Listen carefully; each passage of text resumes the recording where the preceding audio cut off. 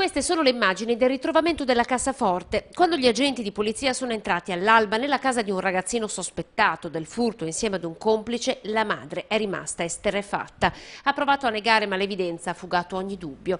La cassaforte rubata al patronato di Leone XIII di Contravittorio Veneto era nascosta nel vano sottoscala del piano interrato della loro casa. Il furto è stato denunciato ieri quando il gestore Mario Busona ha trovato la finestra della segreteria del complesso piscina e palestra scassinata.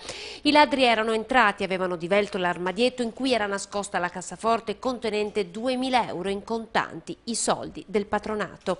Sono entrati in due senza curarsi delle telecamere di videosorveglianza che li hanno ripresi in volto.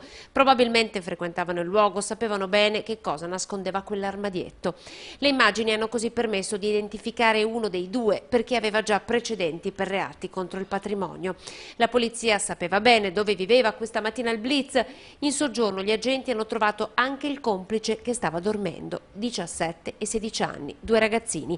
Tanta amarezza in patronato, dove oggi ci hanno raccontato che purtroppo non è la prima volta che accade, questa volta almeno la rifurtiva è stata trovata.